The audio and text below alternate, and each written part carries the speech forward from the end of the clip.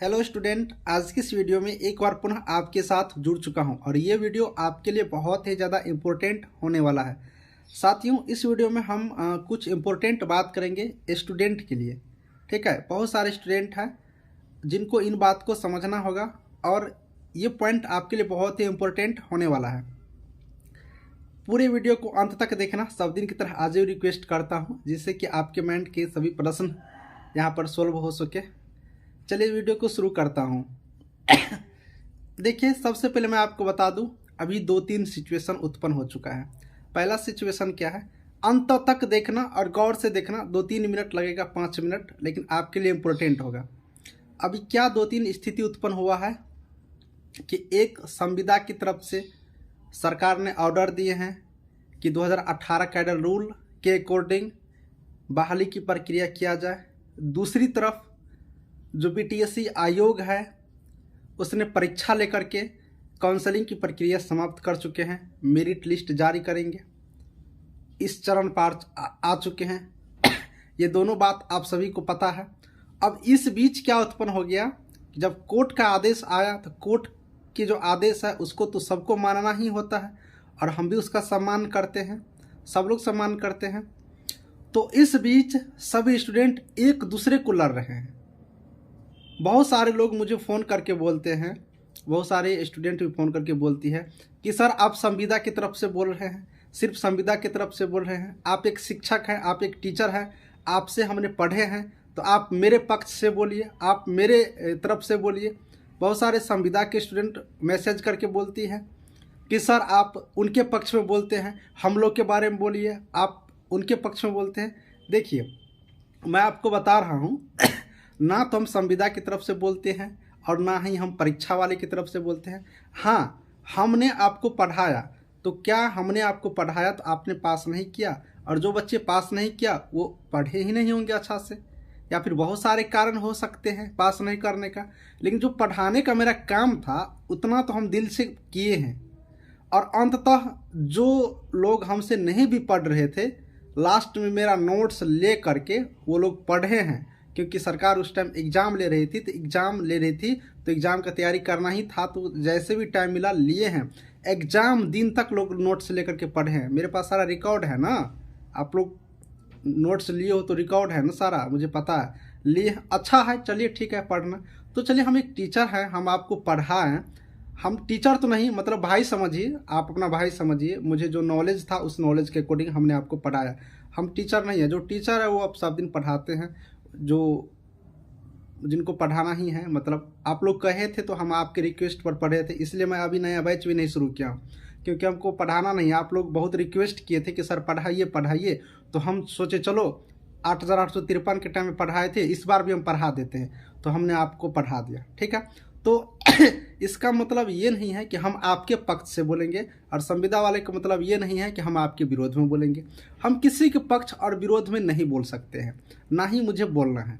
ठीक है, अब यहाँ पर आप लोग अपने में एक्शन ले रहे हो और उस एक्शन को मेरे पे उतार रहे हो कि सर ये वो दिस डैट। देखिए, सारे बात को समझिए, मैं नाराज़ नहीं होता हूँ। आप लोग इतना जो बोलते हो ना, बहुत सारे ग्रुप में मेरे नाम से कमेंट भी चलता है, बात भी चलते हैं, मुझे कभी भी बुरा ही नहीं लगता है। देखते हो कभी हम एकदम हरासमेंट में आके ये वो औरों की तरह बहुत सारे लोग बोलते हैं, मुझे ये सब चीज़ में इंटरेस्ट ही नहीं रहता है। ठीक है, कोई इंटरेस्ट नहीं है। लेकिन बात को मैं ये समझाने की कोशिश कर रहा हूँ, संविदा वाले को अगर दिक्कत हुआ तो उसने सरकार से लड़ाई किया, सरकार से अपनी मांग की, अपना हक लेने के लिए कोर्ट गए, कोई दिक्कत नहीं है, वो गए, उनका अधिकार था, वो मांग किए। अगर आपको दिक्कत है तो आप भी सरकार से मांग करेंगे, आप भी कोर्ट से मांग करेंगे, तो इसमें हम क्या करेंगे, या कोई भी यूट्यूब पर जो इसके पक्ष में उसके पक्ष में बोल रहे हैं वो क्या करेंगे, कोई नहीं कर सकता है। आप गौर से इस बात को समझिए। क्या कोई संविदा वाले की तरफ से बोल रहा है, कोई परीक्षा वाले की तरफ से बोल रहा है, और हम किसी की तरफ से नहीं बोल रहे हैं? तो सारे लोग बोल रहे हैं कि अपने मन से, कि इनके तरफ से उनके तरफ से। किसी वीडियो में बता दीजिए हम किसी की तरफ से बोले होंगे, हमको लिंक भेजिएगा कमेंटे में लिंक भेज दीजिएगा, हम किसी के पक्ष में बोले होंगे। नहीं बोलते, क्यों नहीं बोलते? क्योंकि वो मेरे हाथ में फैसला है ही नहीं, किसी के हाथ में नहीं है। किनके हाथ में वो फैसला है? कोर्ट के हाथ में फैसला है, आयोग के हाथ में फैसला है। ये लोग फैसला लेंगे ना, हम लोग फैसला थोड़ी लेंगे। अब आपको इसमें क्या समझना है, आपस में लड़ाई नहीं करिए। जिनको जिस चीज़ की दिक्कत है, जिनको भी, मैं सबका नाम बता रहा हूँ, जिनको जिस चीज़ का दिक्कत है, आप आयोग जाइए, आप न्यायालय जाइए, वहाँ से आपको न्याय मिलेंगे। कोई यूट्यूब पर बोलने से नहीं होगा। अगर मेरे बोलने से होगा तो हम तो एक के बारे में बोलते हैं कि सबको नौकरी हो जाए, सबको, संविदा हो, कॉन्ट्रैक्ट हो, फ्रेशर हो, न्यू हो, सबको नौकरी है जो है। हम तो सबके नौकरी का मांग करेंगे। हम इसके पक्ष में, उसके पक्ष में, सबको नौकरी हो जाए। सबको नौकरी होगा, क्या दिक्कत है मुझे क्या दिक्कत है? कोई दिक्कत नहीं है। वैसे भी 2000 सीट खाली, अभी 2000 बच्चे पास ही नहीं किए हैं, 8000 कुछ पास किए हैं, 10,799 सीट है। वैसे भी 2-3 हज़ार उधर से भी ले या किधर से भी ले, सीट खाली जा रहा है। तो सब लोग आएंगे तो बढ़िया बात है ना, सब लोग को नौकरी मिले तो और बढ़िया बात है। हम तो सरकार से इस चीज़ का मांग करते हैं कि सबको नौकरी दीजिए, सबको रोजगार में लाइए, वैकेंसी और भी लाइए। जैसे 8,853 में लाए थे, उसी तरह से BTSC में तुरंत ला दिए, फिर इसको क्लियर करके दूसरा वैकेंसी तुरंत लाइए। अब बहाली की प्रक्रिया कुछ भी हो, मुझे कोई दिक्कत नहीं है। आप मार्क पे लीजिए, परीक्षा पे लीजिए, जैसे लीजिए, नौकरी दीजिए, बस हमको नौकरी से मतलब है। क्या जरूरी है किसी के पक्ष में बोलने से? इसीलिए मैं बता रहा हूँ, किसी के बोलने से नहीं होगा।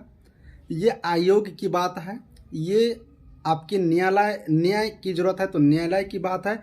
बस दो ही इस बात को समझ सकते हैं। आप लोग को मैं 1-2 बात बताना चाहता हूँ।